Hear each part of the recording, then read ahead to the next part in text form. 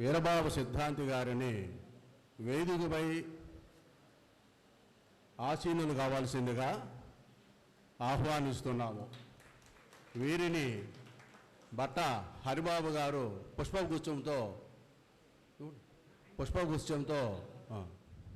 వారు పుష్పగుచ్చం ఇచ్చి సత్కరించవలసిందిగా విజ్ఞప్తి చేయుచున్నాను.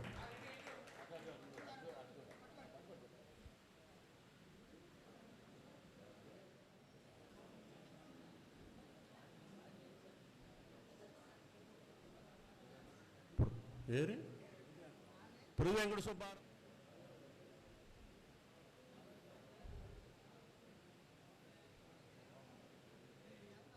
పారాయణంతో ఈ సభా కార్యక్రమం ప్రారంభమవుతున్నది. దీనిని పృథ్వీ వెంకట సుబ్బారావు, పృథ్వీ శ్రీనివాసులు వీళ్ళిద్దరూ దీనిని పారాయణం చేస్తారు. దేవో మహేశ్వర గురు సాక్షాత్ పరబ్రహ్మ తస్మై శ్రీ గురవే నమః.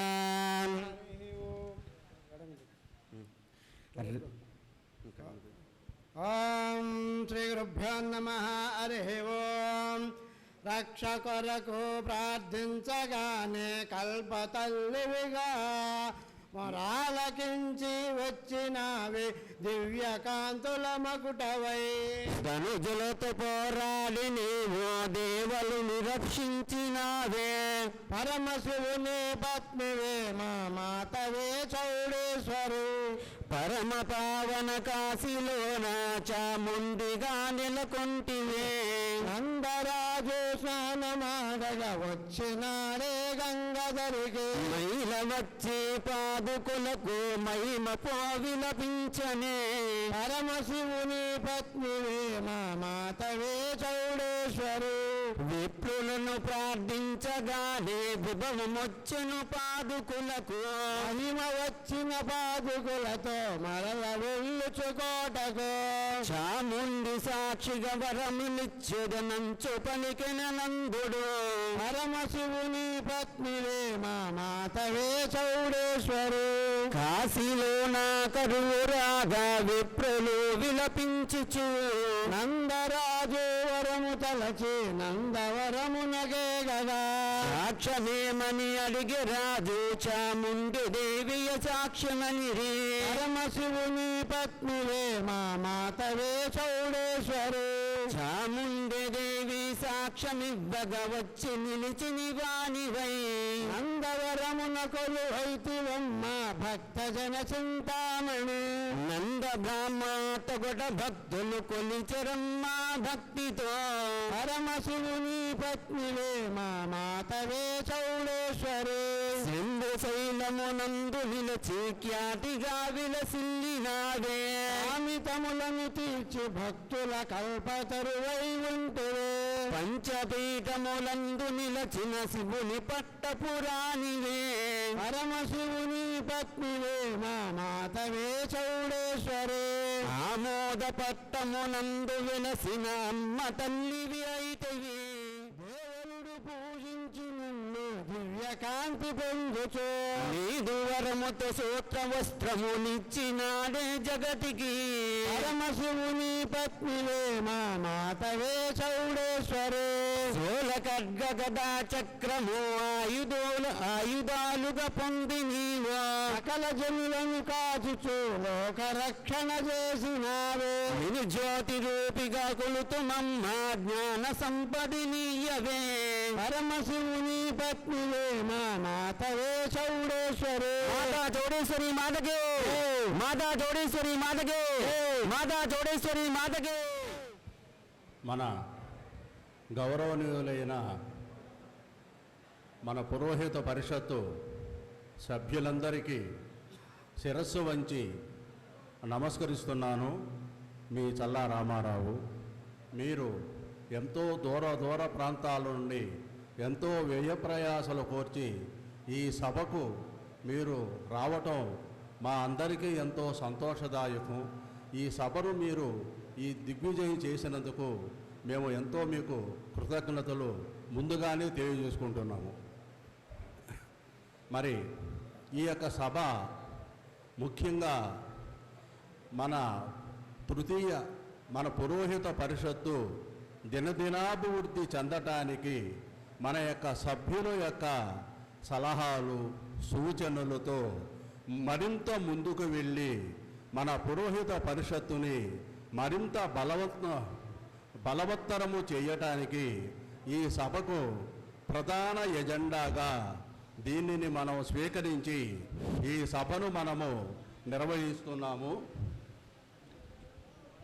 పరాశర వాస్తు జ్యోతిషాలను నడిపేటటువంటి అల్లాడ వీరభద్రం గారు సిద్ధాంత్ గారు ఏలూరు నుంచి వచ్చారు. వారిని కూడా వేదికను అలంకరించవలసిందిగా కోరుచున్నాం. మేఘనాని గారు వారికి పుష్పకం ఇచ్చి ఎవరండి? మేఘనాని గారు వచ్చారండి.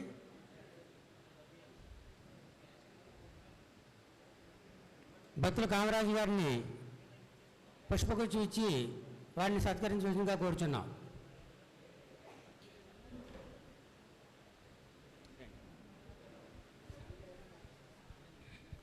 మరి దీనికి ప్రథమ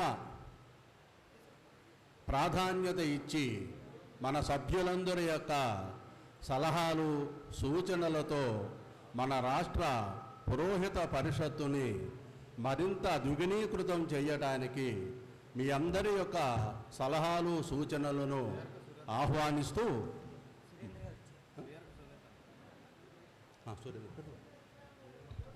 ఆహ్వానిస్తున్నాము. కార్పొరేషన్ చైర్మన్ గారు బేరక సురేంద్ర గారు వచ్చారు. వారికి సాధారణంగా వేదికను అలంకరించవలసిందిగా కోరుచున్నాం. వారికి కోర్మా హేమసుందరరావు గారు వారిని వచ్చి పుష్పగుచ్చి ఇచ్చి ఆహ్వానం తెలియజేయవలసిందిగా కోరుచున్నాం. కోర్మా హేమసుందరరావు గారు వచ్చారండి. పూర్ణ హేమసుందరరావు గారు వచ్చారండి. పొట్ల ఏకాంబరం గారు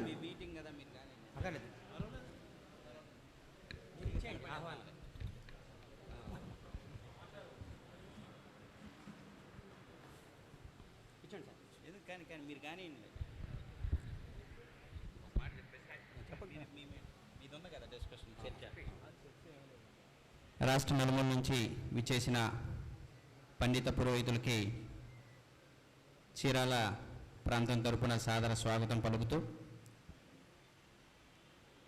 ఒక గొప్ప కార్యక్రమాన్ని నిర్వహిస్తున్న పండిత పరిషత్ వాళ్ళకి మరియు ఇక్కడ దాన్ని ముందుకు తీసుకెళ్తున్న రామారావు గారికి, లక్ష్మణరావు గారికి మరియు మిగతా అన్ని ప్రాంతాల నుంచి వచ్చిన పండితులకి పురోహితులకి అభినందనలు తెలియజేస్తూ అనాదిగా మన సంస్కృతి సాంప్రదాయాన్ని ఈనాటి వరకు తీసుకొచ్చిన వారధులు మీ అందరూ.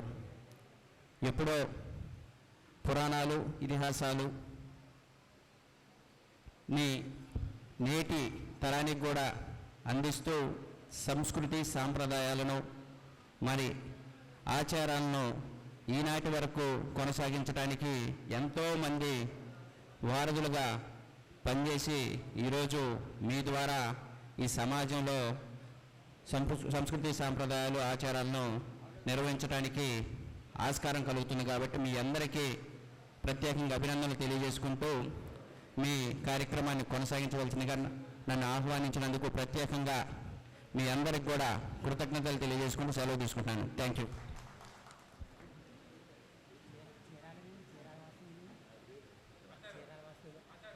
చీరాల వాస్తవ్యులు బండ్ల బాబు గారిని వేదిక మీద అలంకరించవలసిగా కోరుచున్నాం. కర్ణ ధనంజయరావు గారు వారిని పుష్పగుచ్చంతో ఆహ్వానం పలకవలసిందిగా కోరుచున్నాం. వచ్చారండి. బండ్ల బాబు గారు రండి. పొట్ల ఏకాంబరం గారు ఏమిటి వచ్చారా? అక్కడ ఉన్నారేమో, మీరు చదివించండి. హరిబాబు గారు వారికి సాధారణంగా ఆహ్వానం తెలియజేయండి. బట్ట హరిబాబు గారు వారిని సాధారణంగా వేదిక మీదకి ఆహ్వానిస్తూ ఉన్నారు.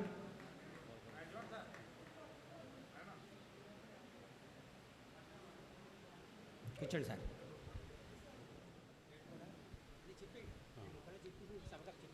ఈనాడు మన పురోహిత పరిషత్తు ఉపాధ్యక్షులైనటువంటి శ్రీ కాలిపు భీమేశ్వరరావు గారిని ప్రసంగించవలసిందిగా నేను కోరుతూ ఉన్నాను.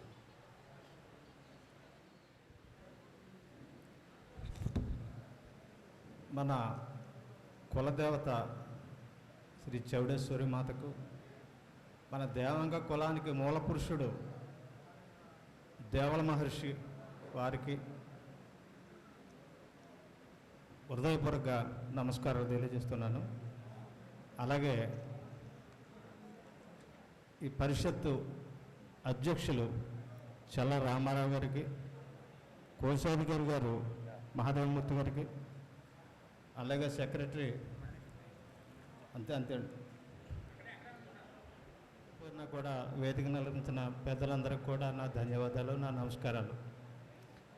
అలాగే ఈ కార్యక్రమానికి తృతీయ వార్షికోత్సవ సభకు సుదూర ప్రాంతాల నుంచి వచ్చేసిన సోదర సమ్మలందరికీ కూడా నా నమస్కారాలు.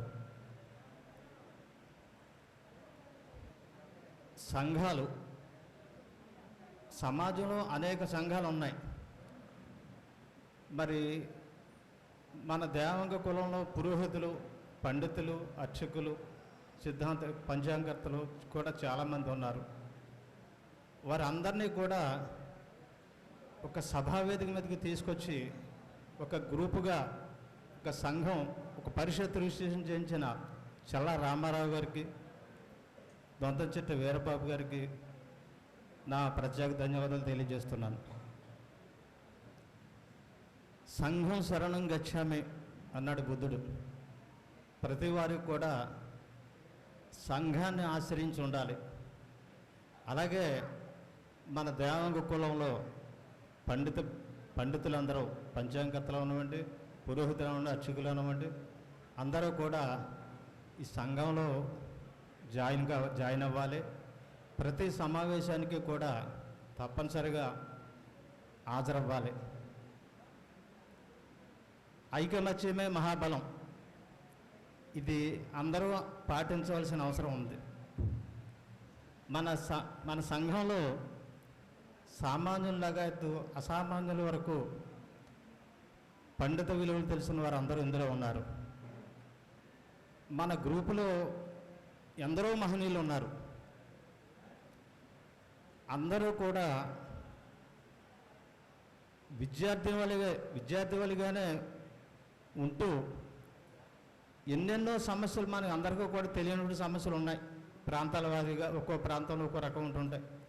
అవన్నీ కూడా మన గ్రూపులో తెలియనటువంటి వాళ్ళకి తెలిసేటట్టుగా ఈ గ్రూప్ని ఉపయోగించుకోవాలి తప్ప వేరే ఇతర వాటికి ఇది ఉపయోగించకూడదు. తెలియని విషయాలు తెలుసుకోవాలి ఈ గ్రూప్ ద్వారా. ఒకరిని మించిన వాళ్ళు ఒకళ్ళు ఎప్పుడూ ఉంటారు సృష్టిలో. ఇందులో ఎవరు ఎక్కువ ఎవరు తక్కువ అని భేదం అసలు ఉండకూడదు. ఐకమత్యమే మహాబలం. ఈ సూత్రాన్ని ఖచ్చితంగా అందరూ పాటించాలి. మరి ఈ సంఘం కూడా నేను ఫస్ట్ మండపేటలో వేసిన సమావేశం నేను రాలేకపోయినప్పుడు కాశీలో ఉన్నాను. రెండో సమావేశం పెడంలో వేశారు, దానికి వచ్చాను. అలాగే ఈ మీటింగ్ కూడా 1 సంవత్సరం కంటే 1 సంవత్సరం దినదినాభివృద్ధి పొందుతుందని నేను ఆశిస్తున్నాను. భవిష్యత్తులో కూడా ఈ సంఘం ఎంతో అభివృద్ధి పొందాలని ఆకాంక్షిస్తున్నాను. మరి సమాజంలో మన పురోహితులు, విద్యావంతులు, పండితులు ఈ సమాజంలో ఎంతోమంది లక్షలాది మంది ఉన్నారు. అయితే కొంతమంది ఈ వృత్తిలోకి వచ్చి అది వాళ్ళ పూర్వజన్మ సుకృతంగా భావించి మన సనాతన సాంప్రదాయాలన్నీ కూడా సమాజానికి అందిస్తూ ప్రజలను భక్తి మార్గంలో, ఒక ఆధ్యాత్మిక మార్గంలో, అలౌకికం లౌకికం 2 రకాలు ఉంటాయి ఎప్పుడు సమాజంలో.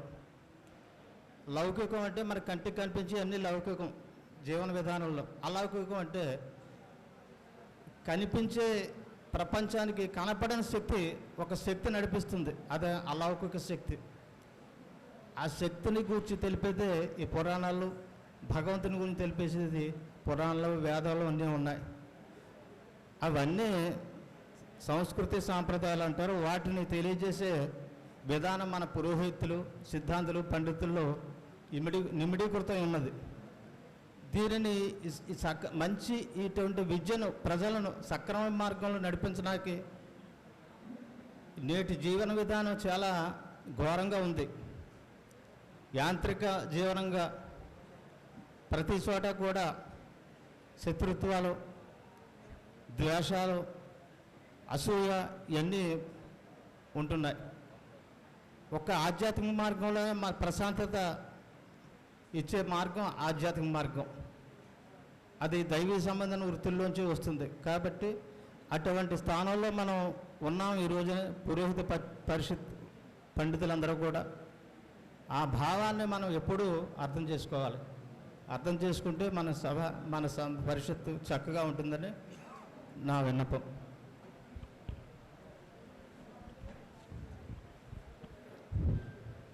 ఇప్పుడు మన పురోహిత పరిషత్తు నిరాటంకంగా మన సభ్యులందరూ వారు నిర్మాణాత్మకమైన సలహాలు, సూచనలు ఇవ్వవలసిందిగా ఒక్కొక్కరు వచ్చి తమ యొక్క సూచనలు ఇవ్వవలసిందిగా కోరుతూ ఉన్నాము. ముందు అంటే ఇక్కడ వేదిక మీదకు రాగానే మీ పేరు, మీ ఊరు, మీరు పురోహితమా, అర్చకత్వమా, సిద్ధాంతమా, ఈ విషయం కూడా చెప్తే బాగుంటుందని కోరుతున్నాను. కావున సభ్యులకు మరి మీరు వేదిక మీదకు వచ్చి నిర్మాణాత్మకమైన సూచనలు ఇవ్వాల్సిందిగా మీ అందరినీ కూడా ఆహ్వానిస్తున్నాము, రావాల్సిందిగా కోరుతున్నాం. సభను ఉద్దేశించి చెప్పవలసిందిగా సభను అలంకరించినటువంటి పెద్దలకు, అలాగే విచ్చేసినటువంటి అర్చక, పురోహిత, పండిత సోదరులందరికీ కూడా ముందుగా నా యొక్క హృదయపూర్వక నమస్కారాలు తెలియజేసుకుంటూ ఉన్నానండి. ఈ యొక్క మన అర్చక, పురోహిత, పండిత పరిషత్ అనేటటువంటిది 2021 సంవత్సరం డిసెంబర్లో మన అధ్యక్షులైనటువంటి చల్లా రామారావు, అలాగే దొంతంశెట్టి వీరబాబు గారు, మన మహదేవమూర్తి గారు, ఉట్ల మహదేవమూర్తి గారు వీరి యొక్క ఆధ్వర్యంలో ఒక కోర్ కమిటీని ఏర్పాటు చేసి ఈ యొక్క సంఘాన్ని స్థాపించడం జరిగింది. ఈ యొక్క సంఘం ప్రధాన ఉద్దేశంగా అప్పట్లో మనం చెప్పుకున్నటువంటి ఆవిర్భావ సభలో చెప్పుకున్నటువంటి విషయం ఏంటంటే, మన రాష్ట్రంలో ఉన్నటువంటి దేవాంగ, పురోహిత, అర్చక, పండిత, సిద్ధాంతి, అలాగే ఈ యొక్క ప్రవచనకర్తలు ఎవరైతే ఉన్నారో వీరందరినీ కూడా మనం ఒక ఏకతాటి మీదకి తీసుకురావాలి. తీసుకొచ్చిన తర్వాత మనమందరం కూడా సంఘటితంగా ఉండి ఈ యొక్క సంఘాన్ని అభివృద్ధి పరుచుకోవాలి. దీనికి మనం కొన్ని రకాలైనటువంటి అభివృద్ధి కార్యక్రమాలు చేసుకోవాలి. దీన్ని మహనీయులైనటువంటి గారు వచ్చారండి. బండాలంగ వాస్తవ్యులు పొచ్చల శ్రీనివాస్ గారు, హరిబాబు, రామలింగేశ్వరరావు గారిని రావాల్సిందిగా కోరుచున్నాం.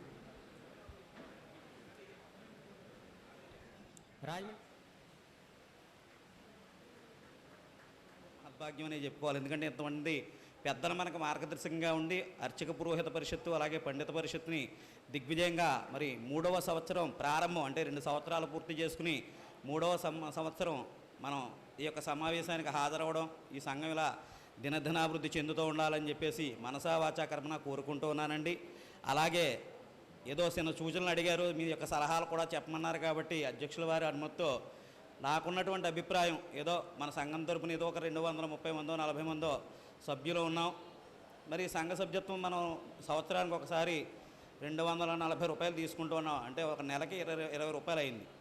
మరి ఈ యొక్క స్వల్పమైనటువంటి సంఘ సభ్యత్వంతో మన సంఘాన్ని ఎంతవరకు అభివృద్ధి పరుచుకోగలం? మొట్టమొదటి ప్రశ్న. ఎందుకంటే ఏదైనా ఒక సంఘం యొక్క బలోపేతం కావాలన్నా దానికి ఒక స్థిరమైనటువంటి ఆదాయం కావాలి. అంటే ఒక క్యాపిటల్, మేమింత స్థాయిలో మేమింత ఆర్థిక పరిపుష్టి మాకు కలిగింది, దీనికోసం ఈ ఆర్థిక పరిపుష్టిని మనం కలగజేసుకున్నట్టయితే మనకి ఏదైనా కార్యక్రమం చేసుకోవాలన్నా, భవిష్యత్తులో మన కార్యాచరణలో ఏదైనా ఖర్చులు అధికంగా అయినా మనం తట్టుకునేటటువంటి అవకాశం మన సంఘానికి కలుగుతుంది. కాబట్టి ఈ యొక్క అధ్యక్షుల వారు అలాగే మనకున్నటువంటి సంఘ సభ్యులు ఇచ్చేసినటువంటి పెద్దలందరూ కూడా ఒకసారి ఈ విషయం మీద తమరు ఆలోచించి మరి మనం శాశ్వతమైనటువంటి నిధిని ఏదైనా ఏర్పాటు చేసుకుంటే సంఘ కార్యకలాపాలు ముందు ముందు కాలాల్లో భవిష్యత్తు తరాల వారికి మనం ఉపయోగపడేటట్టుగా ఏదైనా అంటే మనం ముందుగా ఆవిర్భావ సభలో ఏదో వేద పాఠశాల చేద్దాం, ఒక వేద పాఠశాల నిర్మాణం చేసుకుందాం, లేకపోతే స్మారత పాఠశాల పెట్టుకుందాం, లేకపోతే ఒక గురుకులం ఏర్పాటు చేసుకుందాం, ఒక గోశాల ఏర్పాటు చేసుకుందాం, అనేక సంకల్పాలు మనకున్నాయి. ఈ కోరికలన్నీ తీరాలంటే ముందుగా మనకి ఆర్థిక పరిపుష్టి కావాలి, క్యాపిటల్ మన దగ్గర ఒక స్థిర ఆదాయం కావాలి. ఈ దిశగా మరి మన సంఘ సభ్యులు పెద్దలు ఆలోచించి తగు సరైన నిర్ణయాలు తీసుకుని మన సంఘం ఇప్పటికీ కూడా దినదినాభివృద్ధి కలిగేటట్టుగా ఏదైనా ఒక స్థిర ఆదాయాన్ని, శాశ్వత నిధిని మన సంఘానికి ఏర్పాటు చేసేటటువంటి ఆలోచన చేస్తే బాగుంటుంది అనేటటువంటి నా అభిప్రాయం. ఏదైనా దోషం ఉంటే కనుక విజ్ఞులు పెద్దలు కూడా నన్ను మన్నించవలసిందిగా కోరుతూ సెలవు తీసుకుంటున్నానండి. స్వస్తి. అంకం శ్రీనివాసరావు గారు చాలా చక్కటి సూచన ఇచ్చారు. మన సంస్థ దినదినాభివృద్ధి చెందాలంటే స్థిరమైన ఆదాయం అనేది ఉండాలని సార్ దానిని మన పరిషత్ సభ్యులలో చర్చించి దాని మీద నిర్ణయం తీసుకుంటాం సార్. తర్వాత శ్రీ విద్యోపాసకులలో ఘటకుడు, మరి శ్రీ విద్య అంటే ఏమిటి అనే దాని గురించి మన వాళ్ళు చాలామందికి తెలియని వాళ్ళు ఉన్నారు. వాళ్లకు ఈ శ్రీ విద్య గురించి పరిచయం చేయండి అని దొంతంశెట్టి కాళహస్తీశ్వర సిద్ధాంతి గారిని నేను అభ్యర్థించాను.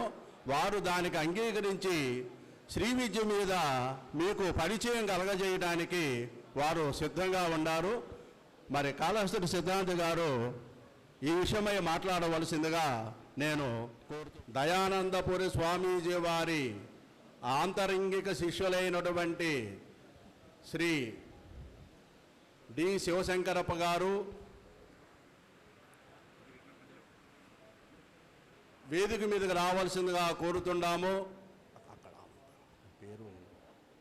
వాసుదేవమూర్తి గారు వారు కూడా వేదిక మీదకి రావాల్సిందిగా కోరుతున్నాము. అదేవిధంగా కన్నడ భాషలో ప్రొఫెసర్ అయ్యి మన దేవాంగ కుల సాహిత్యం మీద అమోఘమైన సేవ చేస్తున్నటువంటి కోశీ గారును కూడా సభను అలంకరించవలసిందిగా కోరుతున్నాము. అదేవిధంగా శ్రీనివాసు గారు కూడా సభను అలంకరించవలసిందిగా మేము కోరుతూ ఉన్నాం.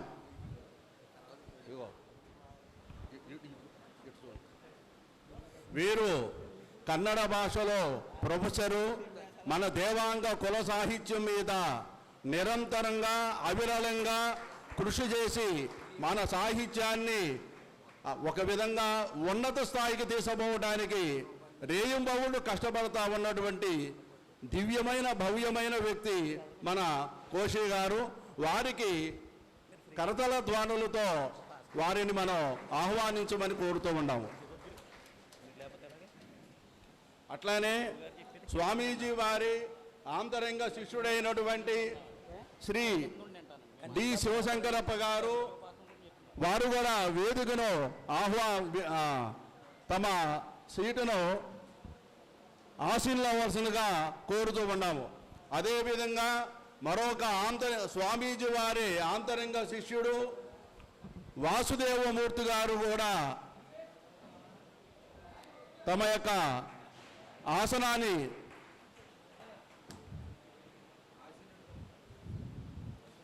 అలంకరించవలసిందిగా కోరుతున్నాము. స్వామీజీ వారి మరొక ఆంతరింగ శిష్యుడైనటువంటి శ్రీనివాసు గారు, శివరాం గారు తమ ఆసనాన్ని అలంకరించవలసిందిగా కోరుతూ ఉన్నాము. పురోహిత పండితులందరికీ నా నమస్కారములు. మాది దొళ్ళ గ్రామం. మా గురువుగారు మాడా సుబ్బారావు గారు వాస్తురత్న శుద్ధ సుఖవి బిరుదాంకితులు. వారు పరమపదించడం జరిగింది. చల్లా రామారావు గారు శ్రీ విద్యోపాసన గురించి మీకు తెలుసున్నటువంటి 2 విషయాలను క్లుప్తంగా చెప్పమని అడగగా, ఆత్మవిద్య, మహావిద్య, శ్రీ విద్య, కామసేవిత లలితా సహస్రనామాలలో ఈ 1000 నామాలలోనూ కూడా శ్రీ విద్య తత్వాన్ని, ఇష్టాజ్ఞాన క్రియాశక్తి స్వరూపిణి అయినటువంటి అమ్మవారి యొక్క అనుగ్రహతను పొందేటటువంటి అనేకమైనటువంటి అంశాలు లలితా సహస్రనామాల్లో దాగి ఉన్నాయి. శ్రీ విద్య, శ్రీ విద్యే బ్రహ్మ విద్య, అదే ఆత్మవిద్య. మహాకాళి, మహాలక్ష్మి, మహాసరస్వతి స్వరూపమైనటువంటి శ్రీచక్ర అధిష్టాన దేవత అయినటువంటి లలితా త్రిపుర సుందరి ఆరాధనలో అమ్మవారి యొక్క ఉపాసన మార్గాలు ఒక గురువు ద్వారా గురు పరంపరంగా శ్రీ విద్య మూలమైనటువంటి పంచదశి షోడశి మహామంత్రాలను సద్గురు ద్వారా మంత్రోపదేశాన్ని స్వీకరించి సద్గురువుని ఆశ్రయించి నిరంతరము కూడా శ్రీ విద్యా సాధనలో ఉన్నటువంటి పంచదశి మహామంత్రాన్ని ఉపదేశాన్ని పొంది సాధనలో ఆ తల్లి యొక్క అనుగ్రహతను పరిపూర్ణంగా పొందేటటువంటి విషయంలో శ్రీ విద్య అత్యంత శక్తివంతమై సాధకుడును రక్షించడమే కాకుండా శ్రీ విద్యోపాసకులు ఏ ఏ స్థానములు యందు నివసిస్తూ ఉన్నారో వాళ్ళు ఉన్నటువంటి గ్రామాలు కానివ్వండి, మండలాలు కానివ్వండి, అవన్నీ పాడి పంటలతో పశు సంపదతో సుభిక్షంగా ఉంటుందని నాకు శ్రీ విద్యోపాసన ఇచ్చినటువంటి గురువర్యులు మా తాతగారు మాడా సుబ్బారావు గారండి. వారు ఖజను సిద్ధానంద మహారాజ్, ఆయన మాడా నాగలింగం గారు, వారు రాజమండ్రి వాస్తవ్యులు, లక్ష్మీవారిపేట గొబ్బకు వీధిలో ఉండేవారు. వారు కూడా కైవల్యం చెందారు. మా స్వగురువు సిద్ధానంద మహారాజ్, సిద్ధానందనాథు వారి గురునామం. పరమగురువు సత్యానందనాథ, పరమేష్ఠు గురువు చిదానందనాథ. నా గురునామం శివప్రకాశానందనాథ. ఈ శ్రీ విద్యలో ప్రారంభ కాలంలో గురువు మనకొక నామాన్ని ఇచ్చి గురునామంతో గురుమండల రూపిణి అని అమ్మవారి యొక్క ఆరాధనలో లలితా సహస్రనామాల్లో ఉంటుంది. దక్షిణామూర్తి రూపిణ్యై నమః అని కూడా ఉంటుంది. సమస్తమైనటువంటి మంత్రాలకి సకలమైనటువంటి మంత్ర శక్తి ప్రభావితం చేసేవాడు దక్షిణామూర్తి. అటువంటి దక్షిణామూర్తి స్వరూపిణ్యై నమః అనే లలితా సహస్రనామాల్లో చెప్పబడినటువంటి శ్రీ విద్యకి ప్రధానమైనటువంటి అంశంలో దక్షిణామూర్తి ఆరాధన కూడా ఒకటి చెప్పబడింది. అలాగే శ్రీ విద్యా సాధన నిర్వహించాలంటే మొట్టమొదట లక్ష్మీ గణపతి మంత్రానుష్ఠానాన్ని నిర్వహించి తదనంతరం బాలా త్రిపుర సుందరి అమ్మవారి యొక్క మంత్రోపదేశాన్ని స్వీకరించి గురు శుశ్రూషను చేస్తూ గురువుని మెప్పించి సద్గురువుల యొక్క సాంగత్యంతో శ్రీ విద్యోపాసన పంచదశి షోడశి మొదలైనటువంటి మంత్రాలని గురుకృప వల్ల పొందవలసినటువంటి విషయం.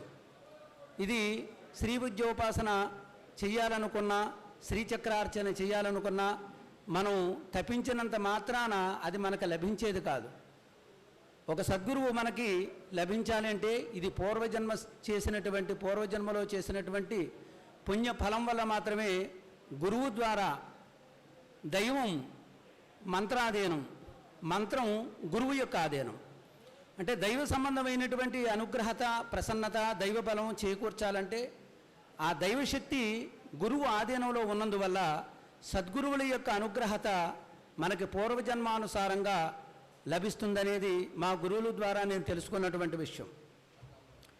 అలాగే జ్యోతిషాస్త్రంలో 9వ స్థానం జాతక చక్రంలో మనిషి పుట్టినటువంటి జన్మలగ్నం నుంచి 9వ స్థానం ఉపాసనా స్థానం. నవమంచ సుకృతంచ సుకృతం గురుభాగ్యకం పితృజ్ఞానోదయో భక్తిర్ దేవతోపాసనస్తదా అని చెప్పి పడింది. అంటే జన్మలగ్ని కుండలిలో జాతక చక్రంలో లగ్నం నుంచి 9వ స్థానాన్ని ఉపాసనా స్థానంగా చెప్పబడింది. అంటే మనం గురువిచ్చినటువంటి మంత్రాన్ని సాధన చేయగలిగేటటువంటి శక్తి, సామర్థ్యము, భగవత్ ప్రసన్నత ఇవన్నీ మనం పొందాలంటే మొదట సద్గురువు యొక్క సాంగత్యం, సద్గురువు యొక్క అనుగ్రహంతో పాటుగా మన జాతక కుండలిలో 9వ స్థానము విశేషమైన బలంతో ఉన్నట్లయితే మనం గురువు ద్వారా తీసుకున్నటువంటి మంత్రం యొక్క శక్తి ప్రభావితమై మంత్రదేవత యొక్క అనుగ్రహతను పొందడానికి మనం కారకులవుతుంటాం. అలాగే మంత్రశక్తిని ప్రసాదించేవాడు బృహస్పతి, కైవల్య సిద్ధినిచ్చేవాడు కేతువు. అందుచేత సద్గురువుల యొక్క సాంగత్యం వల్లనే శ్రీ విద్యా ఉపాసన, శ్రీ విద్యా సంబంధమైనటువంటి అనుగ్రహత కలుగుతుంది. ఇక శ్రీ విద్యలో ప్రవేశించడానికి మహాగణపతి అనుగ్రహంతో లక్ష్మీ గణపతి మంత్రోపాసన, బాలా ఉపాసన లేనిదే షోడశి పంచదశి మంత్రాక్షరాల యొక్క ఉపాసన పొందడానికి అర్హులు కాదనేది మా గురువులు చెప్పినటువంటి విషయం. అలాగే శ్రీ విద్యలో శ్రీ విద్యా సాధన అతీతంగా ఇష్టాజ్ఞాన క్రియాశక్తి స్వరూపమైనటువంటి జగదంబ లలితా త్రిపుర సుందరి అనుగ్రహం పొందాలంటే శ్రీచక్రార్చన ప్రధానమైనటువంటి అంశం. ముందు శ్రీచక్రార్చన ఎలా చేయాలి, శ్రీచక్రంలో ఉన్నటువంటి దేవతామూర్తులు ఎవరు, శ్రీచక్రాన్ని పూజించి ఏ ఏ సమయాల్లో ఏ విధంగా పూజించాలి అనేది ఒక సద్గురువు ద్వారా మనం పొందవలసినటువంటి, గురువు ద్వారా పొందేటటువంటి విషయం. శ్రీచక్రంలో 9 ప్రాకారాలు ఉన్నాయి. 9 ప్రాకారాల్లోనూ కూడా ఒక్కొక్క ప్రాకారానికి ఒక్కొక్క నామం చెప్పబడి ఉన్నది. త్రైలోక్యమోహన చక్రము, సర్వాసా పరిపూరక చక్రము, అలాగే సర్వసౌభాగ్యదాయక చక్రము, సర్వార్థ సాధక చక్రము, సర్వరక్షాకర చక్రము, సర్వరోగహర చక్రము, సర్వసిద్ధిప్రద చక్రము, సర్వానందమయ చక్రము అని శ్రీచక్రములో 9 ప్రాకారాలకి 9 నామాలు చెప్పబడ్డాయి. ఒక్కొక్క చక్రానికి ఒక్కొక్క యోగిని దేవత అక్కడ కొలువై ఉంటుంది. శ్రీచక్రార్చన చేయాలంటే ఒక్కొక్క ప్రాకారంలో కామేశ్వరి, భగమాలని, నిత్యక్లింజ, భేరుండ, వన్యవాసిని మొదలైనటువంటి ఖడ్గమాలలో ఉన్నటువంటి సమస్తమైన దేవతలు 187 మంది దేవతాశక్తులు శ్రీచక్రంలో కొలువై ఉన్నారు. శ్రీచక్రాన్ని అర్చన చేస్తే, శ్రీచక్రాన్ని పూజిస్తే, శ్రీచక్రాన్ని ఆరాధన చేస్తే షోడశి మంత్రాన్ని స్వీకరించలేనటువంటి భక్తుడికి, సాధకుడికి కూడా షోడశి మంత్రాక్షర శక్తి ప్రవేశం అవుతుందని మా గురువుగారు చెప్పారు. అందుచేత శ్రీచక్రోపాసన చాలా విశేషమైనటువంటిది. మన దేవాంగ అర్చక పురోహిత ఈ గ్రూపులో కూడా పెద్దలు ఎవరైనా సరే శ్రీ విద్యోపాసన చేసినటువంటి వారు ఎంతోమంది ఉండుండొచ్చు. వారు ఈ గ్రూపులో శ్రీ విద్యోపాసన గురించి వివరంగా ఒక పాఠంగా పెడితే బాగుంటుందనేది నా అభిప్రాయం. మనం పుట్టినటువంటి జన్మ నక్షత్ర, జన్మ లగ్నాత్తు జరిగేటటువంటి దశలు, అంతర్దశలు, విదశలు, సూక్ష్మ దశలు మొదలైనటువంటివి. ఎంతోమంది అనారోగ్యంతో బాధపడుతూ ఉంటారు. అనారోగ్యంతో ఉన్నటువంటి వారికి మహామృత్యుంజయాది యాగాలు చేస్తూ వారికి మంత్రశక్తిని ప్రభావితం చేసి వారిని సంపూర్ణమైన ఆరోగ్యవంతులుగా చేసేటటువంటి సాధనలు వేదంలో ఎన్నో చెప్పబడి ఉన్నాయి. అరే రుద్రపారాయణం కావచ్చు, చండీపారాయణం కావచ్చు, ఇలాగ అనేకం ఉన్నాయి.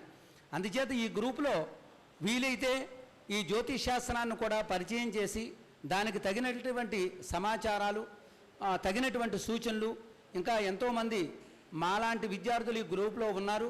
వారికి అర్థమయ్యేటట్టుగా ఏదైనా ఒక యోగం ఉందనుకోండి, గజకేసరి యోగం ఎలా సంప్రాప్తిస్తుంది, దాని యొక్క ప్రభావం ఏమిటి, మనిషి ఏ విధంగా ఉంటాడు గజకేసరి యోగంలో, అలాగే కుజుదోషం ఉంటే ఏమిటి, స్త్రీ జాతకంలో సప్తమ స్థానంలో కుజుంటే ఏం జరుగుతుంది, దానికి సరైన ప్రాయశ్చిత్తం ఏమైనా ఉందా, శాస్త్రంలో ఏమైనా చెప్పబడ్డదా, ఇలాగా అనేకమైనటువంటి విషయాలను గ్రూపు యందు కూడా ఉంచి అమ్మవారి యొక్క విద్య, శ్రీ విద్యను కూడా 2 మొక్కలో మనం తెలుసుకునేది లేదు, చెప్పడం లేవు. అందుచేత శ్రీ విద్యను కూడా ఈ గ్రూపు యందు ఒక పాఠాంతరంగా సాధకులకి అర్థమయ్యేటట్టుగా చెప్పవలసిందిగా మన పెద్దలు రామారావు గారికి విన్నపం చేసుకుంటున్నాను ఈ సందర్భంలో. అందుచేత ఈ అవకాశం నాకు ఇచ్చినటువంటి పెద్దలకు, శారదా స్వరూపమైనటువంటి మీ అందరికీ కూడా శిరస్సు నుంచి పాదాభివందనం చేస్తున్నాను. మరి కారుపర్తి మల్లేశ్వరరావు గారు తమ యొక్క ఉపన్యాసాన్ని సభ్యులను ఉద్దేశించి మాట్లాడవలసిందిగా కోరుతున్నాను. నమస్కారం. చల్లా రామారావు గారికి, వీరబాబు గారికి, వేదికలో అలంకరించిన పెద్దలందరికీ కూడా నమస్కారం. అలాగే శిష్యులైనటువంటి, గురువులైనటువంటి అందరూ కూడా నా నమస్కారాలు. ఇక్కడ పురోహిత సంఘ గ్రూపు పెట్టారు. ఆ గ్రూపులో అందరూ కూడా వాళ్ళ యొక్క సలహాలని సూచనల్ని అందరూ కూడా, అది నాకు ఇది పెద్ద సెల లేదు కానీ చిన్న సెలలో మంది వాళ్ళు అందరూ కూడా మాట్లాడుకుంటారు, చెప్పుకుంటుంటారు శిష్యులందరూ కూడా. కానీ మంచి విషయాలు మాట్లాడి మంచి తీసుకోవాలి కానీ లేనిపోని అలాగా వాళ్ళు వాదులాడుకోవడం ఇలాంటివి ఉన్నాయి, అటువంటివి ఉండకూడదు. ఎందుకంటే మనం దేనికోసం పురోహితంలోకి దిగాం, అందరూ కూడా అంటే పురోహితం అంటే అందరికీ కూడా వాళ్ళకి తెలియని విషయాన్ని దేవుడి ద్వారా మనం అందరికి కూడా అందించడానికి మనం సన్నిహితం. అంటే సత్వగుణం, రజోగుణం, తమోగుణం 3 గుణాలకి మనకి ఇప్పుడు కూడా ఉంటాయి. సత్వగుణాన్ని మనం చేసుకునే వృత్తిది గౌరవం, ఇవన్నీ కూడా ఏంటంటే దాన్ని బేస్ చేసుకుని సత్వగుణాన్ని బేస్ చేసుకుని మరి రజోగుణం తీసుకుని దెబ్బలాడుకోవడం ఇవన్నీ కూడా అలాంటివి ఉండకూడదు. ఇది ఆలోచన చేసుకుని అందరూ కూడా పాటించవలసిందిగా మనవి చేస్తున్నాను. నమస్కారం, సెలవు. ఈ శ్రీ విద్య అనాదిగా వస్తూ ఉందండి. మనకు గురువుని స్వగురువు అంటారు, ఆ గురువు గారి గురువుని పరమేష్ఠి గురువు అంటారు, ఆయన గారి గురువుని పరమ గురువు అంటారు. కాదు గురువు గారు, పరమ గురువు గారు, పరమేష్ఠి గురువు గారు. ఈ చక్రాన్ని కొంతమంది మేము శ్రీ చక్రార్చన చేస్తామండి, మాకు చాలా దాంట్లో అనుభవం ఉన్నది అని కొంతమంది కొత్తగా నేర్చుకొని ఏది పుస్తకాల్లో ఉన్నదాన్ని బట్టి పెట్టి ఇదిగోండి మేము చేస్తున్నామని అని ప్రచారం ఎక్కువగా చేసుకుంటూ ఉన్నారు. మరి శ్రీచక్రార్చన చేసేటప్పుడు ఈ గురు మండలార్చనం అనేది ఆయన ఎవరి దగ్గర తీసుకున్నాడు మంత్రం? ఆయన గురువెవరు అనే పరంపర చెప్పాలి కదా ఈ శ్రీచక్రార్చనలో. ఇటువంటి ఇవన్నీ కూడా సామాన్య ప్రజానికం తెలుసుకోకుండా వాళ్ళ యొక్క చేసే ప్రచారానికి లోనయ్యి అట్లాంటి విషయాలన్నీ కూడా వాళ్ళు చేయడం వలన ఆ అమ్మవారి ఆగ్రహానికి పాత్రలు అవుతారే కానీ అనుగ్రహానికి మాత్రం పాత్రులు గారు. శ్రీ విద్యలో ఇప్పుడు దక్షిణామూర్తి సంప్రదాయం, ఆనంద భైరవ సంప్రదాయం అని శ్రీ విద్యలో 2 రకాలుగా ఉన్నాయండి. అవి 2 కూడా చాలా విశిష్టమైనవి. తర్వాత నేను ఇంతటితో ముగిస్తున్నానండి, ఎందుకంటే అందరూ మాట్లాడాలి కదా. అందువల్ల ఎక్కడైనా సరే మన సభ జరుగుతూ ఉంటే అందరూ కూడా ఎంతో ఉత్సాహంగా తప్పనిసరిగా రావాలని, బహుమంది వస్తూ ఉంటే మనం కూడా పోవాలి అనే ఒక ఆలోచన సంతోషంగా ఉంటుందని. కాబట్టి ఎక్కడన్నా సభ జరిగిన దూరము దగ్గర అనే యొక్క ఆలోచన లేకుండా అందరూ కూడా వస్తూ ఉంటే మన సభ దినదిన ప్రవర్ధమానం అవుతూ ఉంటుంది. తర్వాత మన సంఘానికి మరి ఆర్థిక పరంగా చాలా తక్కువ కాబట్టి గ్రామాలలో ఉండే ఎవరన్నా పెద్దలను వాళ్ళ ద్వారా ఏదన్నా ధన సహాయాన్ని అడిగి దాన్ని మూలనిధి కింద ఉంచేటట్టుగా శాశ్వతంగా ఆ మూలనిధిలో నుంచి వడ్డీ రూపేణ ఏదన్నా ఖర్చు పెట్టే విధంగా ఆలోచన చేయాల్సిందిగా ఈ సభను కోరుతున్నాను. ఆయన ఆ విధంగా కనపడ్డు సామాన్య మానవుడు లాగానే కనపడతాడు, కానీ అతనిలో నిగూఢమైనటువంటి విద్య ఎంతో ఉంది. మరి ఇది సభా సమయం ఎక్కువ లేదు కానీ లేకపోతే 2 గంటలు 3 గంటలు అనర్గళంగా మాట్లాడగల మంచి దిట్ట కడిమల్లేశ్వరరావు గారిని, ఆ పాలకొల్లు వాస్తవ్యులు కడి మల్లికార్జునరావు గారిని సభను ఉద్దేశించి 2-3 నిమిషాలలో మీ యొక్క సారాంశాన్ని చెప్పవలసిందిగా విజ్ఞప్తి చేస్తున్నాను. వారు గురురత్న తప్పకుండా అంకితులు.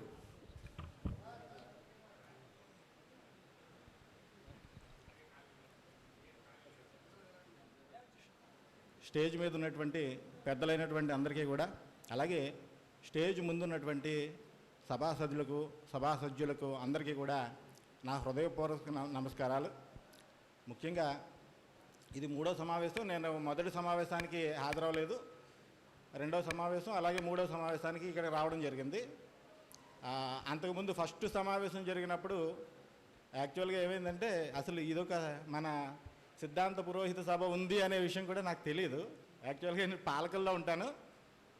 పిహెచ్డి చేసింది కూడా యాక్చువల్గా ఇంచుమించు వారణాసిలో చదువుకున్నానండి. నేను కాశీలో చదువుకున్నాను.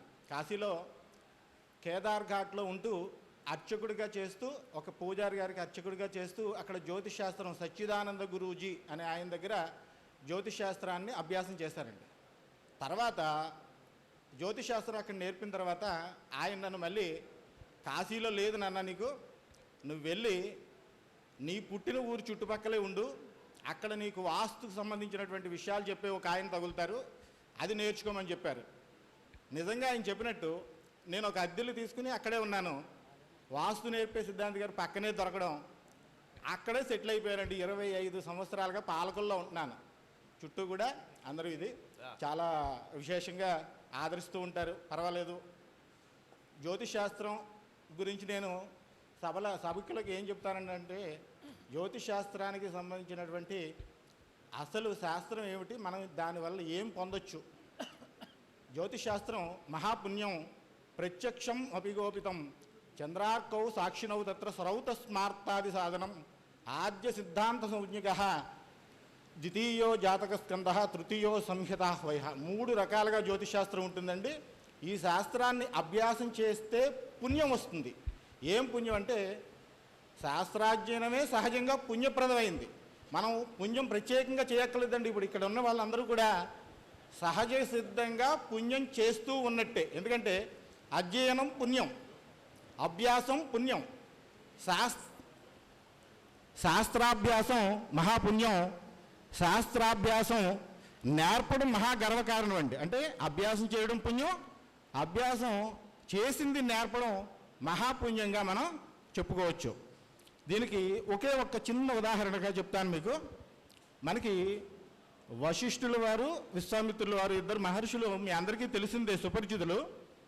వాళ్ళు నిరంతరంగా ఏదో ఒక విషయంలో వాగ్వాదం చేసుకునేవారండి. చాలా వాగ్వాదం జరుగుతూ ఉండేది వాళ్ళిద్దరికీ. అయితే ఒకానొక సందర్భంలో మాత్రం వాళ్ళిద్దరూ జ్యోతిశాస్త్రానికి సంబంధించి, మంత్రశాస్త్రానికి సంబంధించి అన్ని విషయాలు చర్చించుకున్నారండి. చర్చించుకుంటే విశ్వామిత్రుల వారు ఒక రోజంతా గడిపి ఆయనతోటి ఈ సభకి సంబంధించి, మన ఇద్దరు సభకి సంబంధించి, అంటే వాళ్ళిద్దరే కాకుండా వాళ్ళ ప్రశిష్యులు అందరూ ఉంటారు. వాళ్ళు అన్నారు, ఈ సభకి సంబంధించి ఏదైతే పుణ్యం ఉందో అది మీకు దారిపోస్తున్నాను అని వశిష్ఠుల వారు విశ్వామిత్రుడితో అంటాడండి. వశిష్ఠుల వారు విశ్వామిత్రుడితో ఈ ఏదైతే సత్సంగం జరిగిందో ఆ సత్సంగం యొక్క పుణ్యాన్ని మీకు దారిపోస్తున్నాను అని చెప్తాడు. సరే, విశ్వామిత్రుల వారు మరొక్కసారి ఇంకో సభ జరిగినప్పుడు నా 1000 సంవత్సరాల పుణ్యాన్ని మీకు దారిపోస్తున్నాను అన్నాడు. 1000 సంవత్సరాల పుణ్యం, తపస్సు పుణ్యం విశ్వామిత్రుల వారు వశిష్ఠుల వారికి ఇచ్చాడు. 1 గంట 1 రోజు చేసినటువంటి సత్సంగం యొక్క పుణ్యం వశిష్ఠుల వారు విశ్వామిత్రుడికి ఇచ్చాడండి. ఇప్పుడు విశ్వామిత్రుడికి సహజంగా కోపం వచ్చింది. ఏమనంటే, నేను 1000 సంవత్సరాలు తపస్సు చేసినటువంటి పుణ్యాన్ని అప్పగించాను, వశిష్ఠుడు కేవలం 1 అరగంట గంట చేసినటువంటి సత్సంగ పుణ్యాన్ని నాకు అప్పగించాడు, ఇది న్యాయమేనా అని అందరినీ అడగడం మొదలుపెట్టాడండి. ఫస్ట్ బ్రహ్మగారి దగ్గరికి వెళ్ళారు, నా వల్ల అవ్వదు, మీ ఇద్దరు సమస్య తీర్చమంటే, తర్వాత విష్ణుమూర్తి గారి దగ్గరికి ఆయన దగ్గరికి వెళ్తే ఆయన కూడా శివయ్యని చూపించాడండి. శివయ్య కూడా మీ ఇద్దరు సమస్యని నేను ఆదిశేషుడికి అప్పగిస్తున్నాను, మీరు ఆదిశేషుడి దగ్గరికి వెళ్ళండి అంటే వీళ్ళిద్దరూ ఆదిశేషుడి దగ్గరికి వెళ్ళారు. ముగ్గురు తీర్చలేదు, ఆదిశేషుడు ఏం తీరుస్తాడు అనుకున్నారు వాళ్ళు. కానీ ఆదిశేషుడి దగ్గరికి వెళ్ళిన తర్వాత ఆదిశేషుడు సహజ సిద్ధంగా మనకి భూమిని నిరంతరాయంగా మోసే డ్రైవర్ అండి ఆయన. భూమి ఖగోళంలో నాగుల యొక్క డ్రైవింగ్లో ఉంటుందన్నమాట. ఆయన ఆదిశేషుడు భూమిని మోస్తూ ఉంటాడు. కాబట్టి ఆ టైంలో సరే, మీ ఇద్దరి యొక్క పుణ్యఫలాలు ఏవైతే ఉన్నాయో దాంతో ఈ భూమి నా మీద చాలా కాలం నుంచి బరువుగా ఉంది, దీన్ని ఎత్తి చూపించండి అని అన్నాడట. ఎవరు? ఆదిశేషుడు వీళ్ళిద్దరిని. సరే, విశ్వామిత్రుడు ముందుగా వచ్చి ఏ పుణ్యఫలం అయితే వశిష్ఠుల వారు ముందు వచ్చారండి. నాకు 1000 సంవత్సరాల పుణ్యఫలాన్ని విశ్వామిత్రుడు ఇచ్చాడు, ఈ 1000 సంవత్సరాల పుణ్యాన్ని నీకు ఇస్తున్నాను, భూమి పైకి లే అన్నాడండి ఆయన. కానీ భూమి పైకి లేవలేదండి. 1000 సంవత్సరాల పుణ్యానికి పైకి భూమి లేగలేదు. కానీ తర్వాత విశ్వామిత్రుడు మీ పుణ్యాన్ని కూడా ఇవ్వండి అంటే వశిష్ఠుల వారు విశ్వామిత్రుడు ఏమంటాడంటే, నా దగ్గర కేవలం అర్ధగంట సత్సంగం చేసిన పుణ్యం ఉంది, అది కూడా వశిష్ఠుల వారు ఇచ్చింది. కాబట్టి ఈ అర్ధగంట పుణ్యాన్ని నేను భూమికి ఇస్తున్నాను, పైకి లేవండి, భూమాత పైకి లే అన్నాడండి. వెంటనే భూమాత ఆదిశేషుడు శిరస్సు నుంచి పైకి లేచి నిలబడిందటండి. అందు గురించి మీకు ఈ యొక్క ఉదాహరణగా ఎందుకు చెప్పానంటే, మనం సహజ సిద్ధంగా కాంచేపు మాట్లాడుకున్నా, ఎక్కువసేపు మాట్లాడుకున్నా, ఈ సభ ఒక రోజంతా జరిగేటటువంటి సభ కేవలం అర్ధగంట పుణ్యంతో విశ్వామిత్రుడికి దగ్గర ఉన్నటువంటి పుణ్యం, అది కూడా వశిష్ఠుల వారు ఇచ్చింది. ఆ పుణ్యంతో భూమిని లేపగలిగినటువంటి శక్తి ఉంది.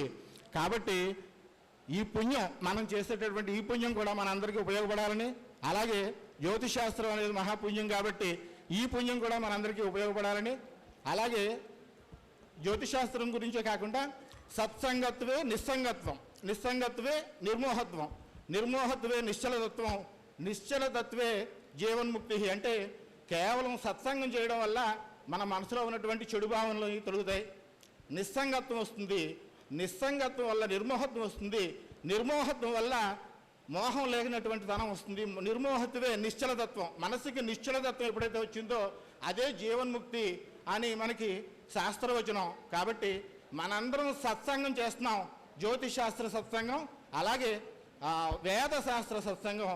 కాబట్టి సభాసదులకు అందరికీ కూడా మరొక్కసారి వినయపూర్వకంగా, సమయం లేదు కాబట్టి ఇంకా చెప్పాలని ఉన్నాయి కానీ అందరికీ నమస్కరిస్తూ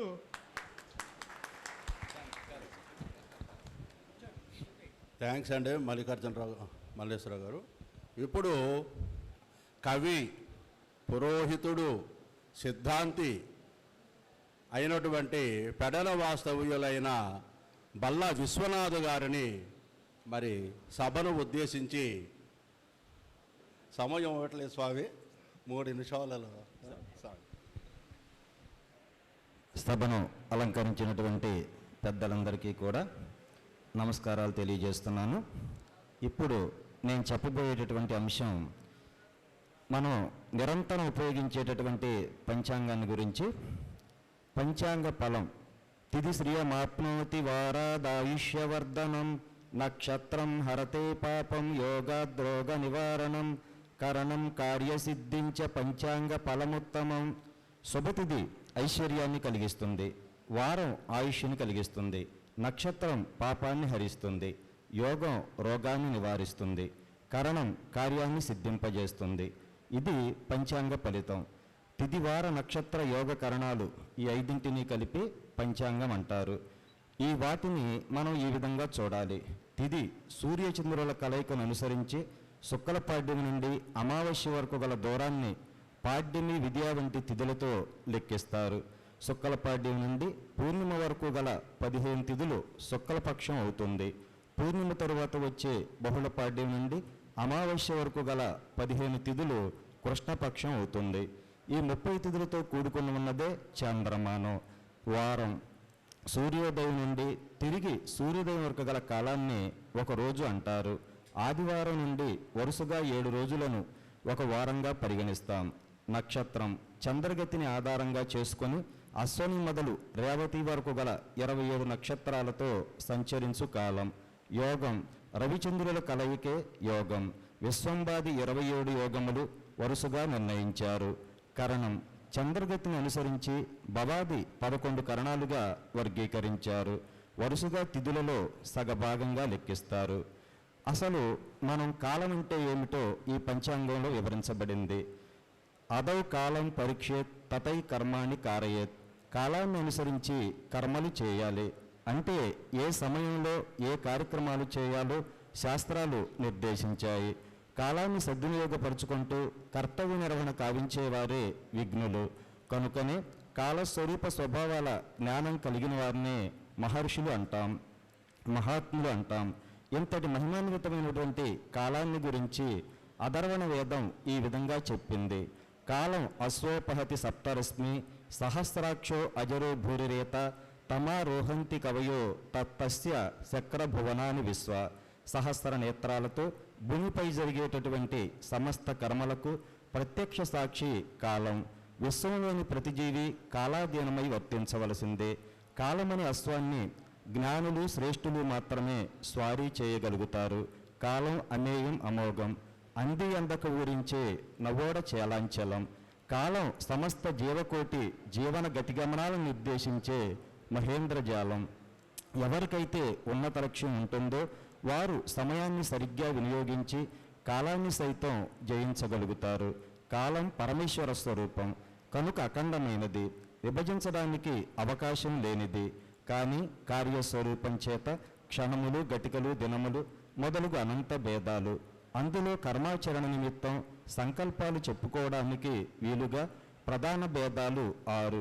1 సంవత్సరం, 2 ఆయనం, 3 ఋతువు, 4 మాసం, 5 పక్షం, 6 రోజు. అసలు కలవడానికి ఈ సంవత్సరాలనే 5 రకాల మానాల చేత సూచిస్తున్నారు. 1 మనం నిరంతరం ఉపయోగిస్తున్నటువంటి చాంద్రమానం, సౌరమానం, శ్రావణమానం, నక్షత్రమానం, బార్హస్పత్యమానం. ఈ 5 విధాల మానాల గురించి ఇప్పుడు తెలుసుకుందాం. చెవులంతా కూడా ఎంతో ఆనందం పొందుతాయి. అదేవిధంగా కన్నడ భాష ప్రొఫెసర్ గారు ఆ భాష మనకు అర్థం కాకపోయినా ఆ శబ్దం వింటే చాలు మన దేవాంగ కులం మీద మనకు ఎంతో ఆసక్తి కలిగే విధంగా ప్రసంగించే శ్రీ శ్యామసుందర్ కొచ్చి గారిని 5 నిమిషాల సమయంలో తీసుకొని మాట్లాడవలసిందిగా నేను విజ్ఞప్తి చేయుచున్నాను.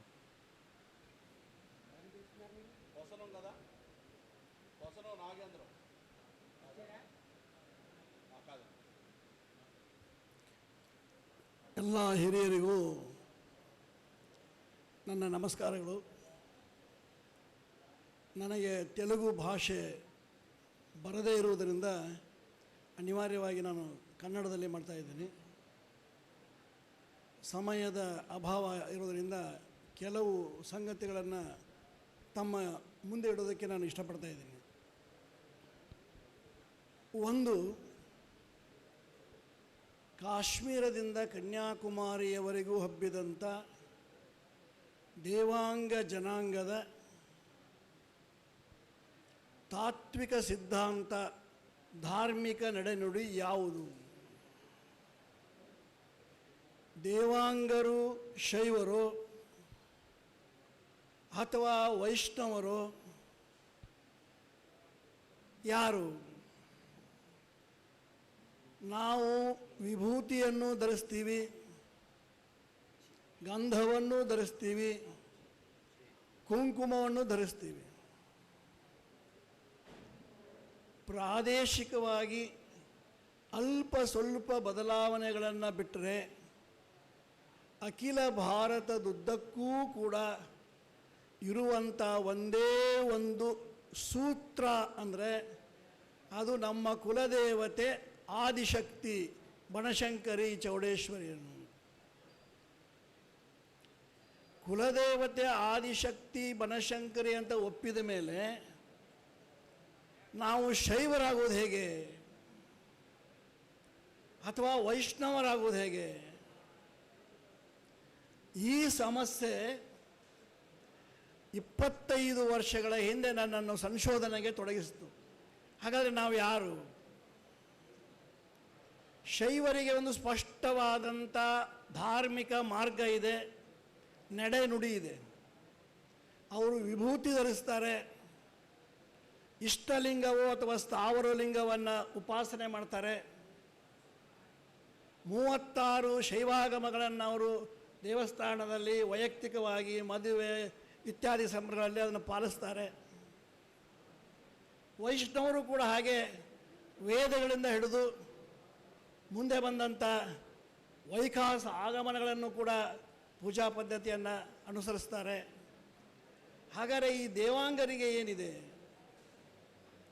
ದೇವಾಂಗರು ಶೈವಾಗಮಗಳನ್ನು ಅನುಸರಿಸಬೇಕಾ ಅಥವಾ ವೈಷ್ಣವಾಗಮಗಳನ್ನು ಅನುಕರಿಸಬೇಕಾ?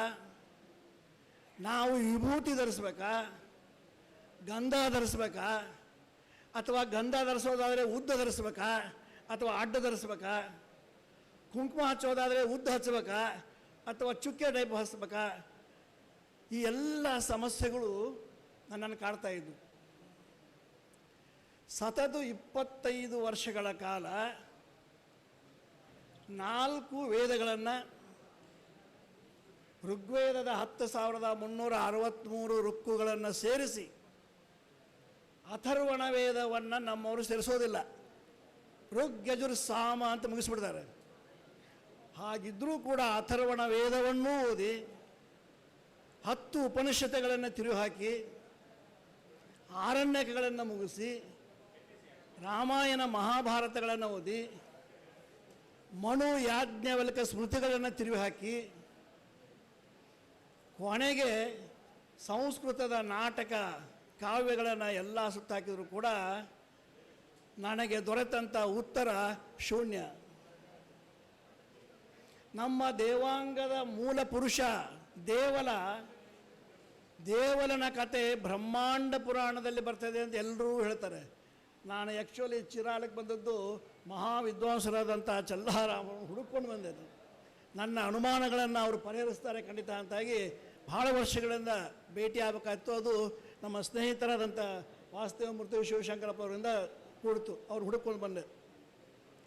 ಇಷ್ಟೊಂದು ನಾನು ಮನಸೋತಿದ್ದೀನಿ ಅವರು ಇದ್ದೊತ್ತಿಗೆ. ದೊಡ್ಡ ನಮಸ್ಕಾರ. ಆದರೆ ಮಹಾನುಭಾವರೇ, ಹಿರಿಯರೇ, ನಾನು ಭಾಳ ಸಣ್ಣ ಬಾಲಕನಾಗಿ ನಿಮ್ಮ ಎದುರು ಹೇಳ್ತಾ ಇದ್ದೀನಿ. 4 ವೇದಗಳಲ್ಲಿ ದೇವಲ ಅನ್ನುವಂಥ ಪದ ಬರೋದೇ ಇಲ್ಲ.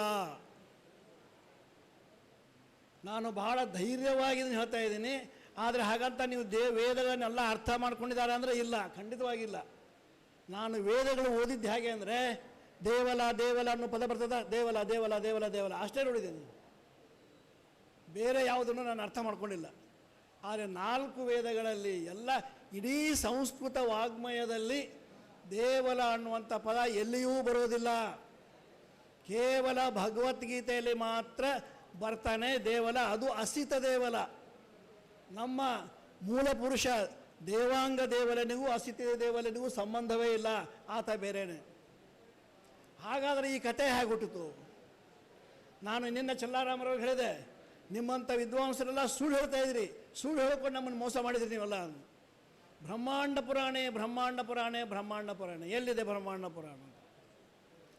ಕೊನೆಗೆ ಕೆಲವು ವಿದ್ವಾಂಸರು ಹೇಳಿದರು, ಇಲ್ಲ ಬ್ರಹ್ಮಾಂಡ ಪುರಾಣ ಭಾಳ ದೊಡ್ಡ ಪುರಾಣ, ಅದನ್ನು ಪ್ರಕಟ ಮಾಡುವಾಗ ಸಂಕ್ಷಿಪ್ತ ಮಾಡಿರ್ತಾರೆ, ಕನ್ಸೈಸ್ ಮಾಡಿರ್ತಾರೆ, ಕೆಲವು ಉಪಕಥೆಗಳನ್ನು ಬಿಟ್ಟುಬಿಟ್ಟಿರ್ತಾರೆ. ಆದ್ದರಿಂದ ನೀವು ಬ್ರಹ್ಮಾಂಡ ಪುರಾಣದ ಒರಿಜಿನಲ್ ಪಾಮ್ ಲೀವ್ಸ್, ತಾಳೆಗರಿಗಳನ್ನು ನೋಡಬೇಕು. ಹಾಗಾದ್ರೆ ಎಲ್ಲಿವೆ?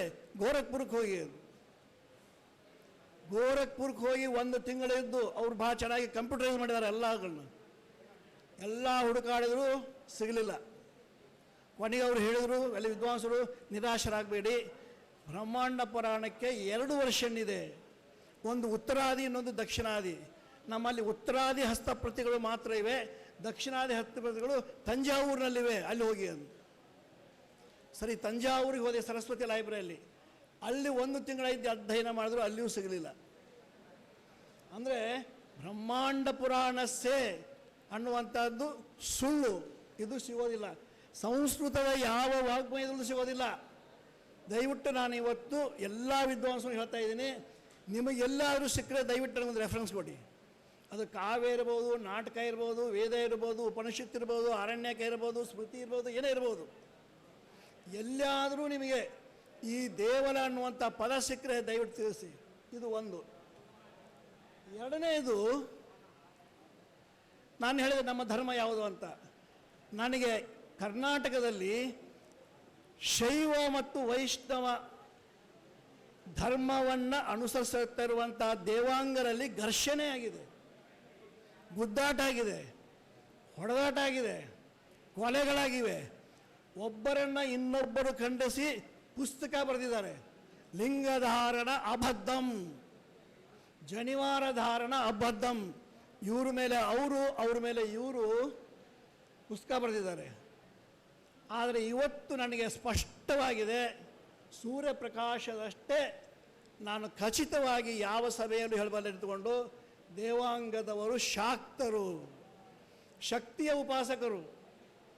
ನಾವು ಭಾರತದಿಂದ ಕನ್ಯಾಕುಮಾರಿಯವರೆಗೆ ನಮ್ಮ ಆಹಾರ, ನಮ್ಮ ಉಡುಪು ಏನೇ ಬೇರೆ ಇದ್ದರೂ ನಮ್ಮ ಕುಲದೇವತೆ ಬನಶಂಕರಿ, ಆದಿಪರಾಶಕ್ತಿ, ಚೌಡೇಶ್ವರಿ ಅನ್ನೋದನ್ನು ಎಲ್ಲರೂ ಒಪ್ಕೋತೀವಿ. ಅದು ಒಂದೇ ಎಳೆ ಸಾಕು ನಮ್ಮ ಎಲ್ಲರನ್ನು ಒಂದುಗೂಡಿಸೋದಕ್ಕೆ. ನಾವು ಶಾಕ್ತರು. ನಿನ್ನ ಚಲ್ಲಾರಾಮರವ್ರಿಗೆ ಹೇಳಿದೆ, ನಾವು ದೇವಬ್ರಾಹ್ಮಣರು ಅಂತ ಹೇಳಿಕೊಳ್ಳೋದಕ್ಕಿಂತ ಹೆಚ್ಚು ಹೆಮ್ಮೆ ನಾವು ಶಾಕ್ತರು ಅಂತ ಹೇಳ್ಕೊಳ್ಳೋದಕ್ಕಿದೆ. ಯಾಕಂದರೆ ಶಾಕ್ತ ಧರ್ಮ ವೇದಗಳಿಗಿಂತ ಪ್ರಾಚೀನ. ಋಗ್ವೇದ ಆರಂಭವಾಗದೆ ಅಗ್ನಿಮೇಳೆ ಪುರೋಹಿತಂ, ಅಲ್ಲಿ ದೇವಿ ವಾಚಮಜಯಂತ ದೇವಾಹ, ಅಲ್ಲಿ ಯಾವ ಹೆಣ್ಣಿನ ಹೆಸರಿಲ್ಲ. ವಾಚ ದೇವಿ ವಾಚಮಯಂತ ದೇವಾಹ ಅನ್ನುವಂಥ ಋಕ್ಕಿನಿಂದ ಆರಂಭ ಆಗುತ್ತೆ. ವೇದಗಳಿಗಿಂತ ಸುಮಾರು 10,000 ವರ್ಷಗಳ ಪ್ರಾಚೀನ. 18 ಶಕ್ತಿಪೀಠಗಳಲ್ಲಿ ಮೊದಲನೆಯ ಪೀಠ ಶ್ರೀಲಂಕಾ ಆದರೆ ಕೊನೆಯ 18ನೇ ಪೀಠ ಇವತ್ತು ಪಾಕಿಸ್ತಾನದಲ್ಲಿದೆ. ಹಿಂಗುಲಾಜಿ. ಪಾಕಿಸ್ತಾನದ ನನ್ನ ಬಂಧುಗಳಾದಂಥ ಇಸ್ಲಾಂ ಸಹೋದರರು ಎಲ್ಲ ದೇವಸ್ಥಾನಗಳನ್ನು ಒಡೆದುಹಾಕಿದ್ದಾರೆ, ಬುದ್ಧನ ಮೂರ್ತಿಗಳನ್ನು ಒಡೆದುಹಾಕಿದ್ದಾರೆ. ಆದರೆ ಹಿಂಗುಲಾಂಬೆಯನ್ನು ಮುಟ್ಟುವಂಥ ಸಾಹಸಕ್ಕೆ ಅವರು ಹೋಗಿಲ್ಲ. ಇವತ್ತಿಗೂ ಆ ದೇವಸ್ಥಾನ ಇದೆ. ಅಷ್ಟೇ ಅಲ್ಲ, ಸ್ವತಃ ಮುಸ್ಲಿಮರು ಕೂಡ ಮೂರ್ತಿ ಪೂಜೆಯನ್ನು ನಂಬುದವರು ಇವತ್ತು ಹಿಂಗುಲಾಂಬೆಯನ್ನು ಆಯಿ ಅಂತ ಕರೀತಾರೆ, ಪೂಜೆ ಮಾಡ್ತಾರೆ. ಆದ್ದರಿಂದ ದಯವಿಟ್ಟು ನಾನು ಎಲ್ಲ ವಿದ್ವಾಂಸರಿಗೆ ಹೇಳೋದೇನೆಂದರೆ, ನಾವು ದೈವ ಬ್ರಾಹ್ಮಣರು ಅಂತ ಹೇಳೋಣ ನಿಜ, ನಾವು ಹೇಳೋದು ಬೇಕಾಗಿಲ್ಲ, ನೋಡಿದ್ರೆ ಗೊತ್ತಾಗುತ್ತೆ. ಈ ಜ್ಞಾನ ಸಮುದ್ರ ನೋಡಿದ್ರೆ ನನಗೆ ಭಾರತದ ಎಲ್ಲ ನದಿಗಳು ಬಂದು ಸೇರಿವೇನು, ಈ ಸಾಗರ ಆಗಿದೆಯೇನೋ, ಜ್ಞಾನ ಸಾಗರ ಅಂತ ಭಾವನೆ ಬರ್ತಾ ಇದೆ. ಈ ಶಾಕ್ತ ಧರ್ಮವನ್ನು ಹಿಡ್ಕೊಂಡು ನಾವು ಹೋದರೆ ಯಾವ ಗಲಾಟೆಯೂ ಇರೋದಿಲ್ಲ. ಯಾಕಂದರೆ ಶಾಕ್ತದಲ್ಲಿ ಶೈವವೂ ಐಕ್ಯವಾಗಿದೆ, ವೈಷ್ಣವೂ ಐಕ್ಯವಾಗಿದೆ. ತ್ರಿಮೂರ್ತಿಗಳು ಆಕೆಯ ಮಕ್ಕಳು, ಬ್ರಹ್ಮ ವಿಷ್ಣು ಮಹೇಶ್ವರರು ಆಕೆಯ ಮಕ್ಕಳಾಗಿರೋದ್ರಿಂದ ನಾವು ಯಾರಿಗೂ ಜನವಾರ ತೆಗಿ ಅಂತ ಹೇಳೋದು ಬೇಡ. ಹಾಕಪ್ಪ, ನಾನು ಜನವಾರ ಹಾಕ್ತೀಯ ಹಾಕು, ನೀನು ಲಿಂಗ ಹಾಕ್ತೀಯ ಹಾಕು, ನೀನು ವಿಷ್ಣು ಪೂಜೆ ಮಾಡ್ತೀಯ ಮಾಡು. ಆದರೆ ಅಲ್ಟಿಮೇಟ್ ಪವರ್, ಆತ್ಯಂತಿಕ ಬ್ರಹ್ಮಶಕ್ತಿ ಇದೆಯಲ್ಲ, ಅದು ಆದಿಪರಾಶಕ್ತಿ ಅಂತ ನೀನು ಒಪ್ಕೋಬೇಕು. ಈ ಧರ್ಮವನ್ನು ನಾವು ಮುಂದೆ ಪ್ರಚಾರ ಮಾಡೋಣ. ಆದ್ದರಿಂದ ನಾವು ಸರಿಯಾದ ಮಾರ್ಗದಲ್ಲಿ ಸಾಗಲಾಗುತ್ತೆ. ಮತ್ತು ನಮ್ಮ ಹಿನ್ನೆಲೆ, ನಮ್ಮ ಮೂಲ ನಾವು ಕಂಡುಕೊಂಡಾಗತ್ತೆ. ಮತ್ತದು ಇನ್ನೊಂದು ಕೊನೆಯ ಮಾತು ಹೇಳೋಕ್ಕೆ ಇಷ್ಟಪಡ್ತಾ ಇದ್ದೀನಿ. ನಾವು ಶಾಕ್ತ ಅಂತ ಯಾಕೆ ಅಭಿಮಾನ ಪಡಬೇಕು ಅಂತಂದರೆ, ಅದು ಬರೀ ಪ್ರಾಚೀನ ಅಂತಲ್ಲ, ಅದು ಮೋಸ್ಟ್ ಸೈಂಟಿಫಿಕ್ ಧರ್ಮ, ಸಾಧನೆಯ ಮೇಲೆ ನಿಂತಂಥ ಧರ್ಮ, ಕುಂಡಲಿನಿ ಯೋಗ ಶಕ್ತಿಯ ಮೇಲೆ ನಿಂತಂಥ ಧರ್ಮ. ಅದು ಬರೀ ಭಕ್ತಿಯಿಂದ ಮಾಡೋಕ್ಕಾಗೋದಿಲ್ಲ. 100 ವರ್ಷಗಳ ಬರೀ ಗಂಟೆ ಬಾರಿಸ್ಕೊಂತ ಕೂತ್ಕೊಂಡ್ರೂ ಕೂಡ ಕೊನೆಗೆ ಅನುಭವ ಆಗದೇ ಇದ್ದರೆ ಏನು ಪ್ರಯೋಜನ? ದಾಸಿಮಯ್ಯ ಕೇಳ್ತಾನೆ, ಅನುಭವವಿಲ್ಲದ ಭಕ್ತಿ ತಲೆ ಕೆಳಗಾಗುವುದಯ್ಯ ಅಂತ. ಆದ್ದರಿಂದ ಅನುಭವ ಸಾಧಿಸೋದಕ್ಕೆ ಶಾಕ್ತ ಧರ್ಮ ಒಂದೇ ಸಾಕು ಅಂತ ಹೇಳ್ತಾ, ನಿಮ್ಮೆಲ್ಲರಿಗೂ ಈ ಒಂದು ಕಾರ್ಯಕ್ರಮಕ್ಕೆ ಬಂದು ನಾನು ಭಾಗವಹಿಸೋದಕ್ಕೆ ಅವಕಾಶ ಕೊಟ್ಟಂಥ ಎಲ್ಲ ಮಹಾನುಭಾವರಿಗೂ ವಂದಿಸಿ ನನ್ನ ಮಾತನ್ನು ಮುಗಿಸ್ತೀನಿ. ನಮಸ್ಕಾರ.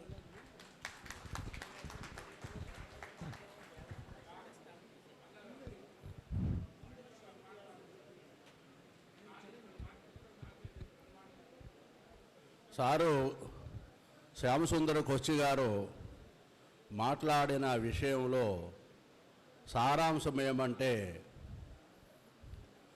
మనకను శాస్త్రాలలో, చతుర్వేదాలలో, ఇతిహాస పురాణాలలో దేవల అని ఉన్నది అని అంటాము.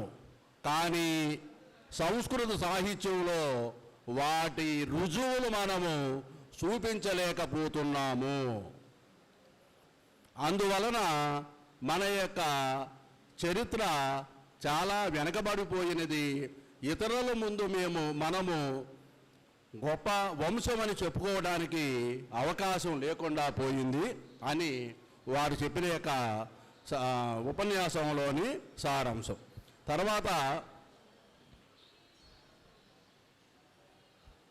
తర్వాత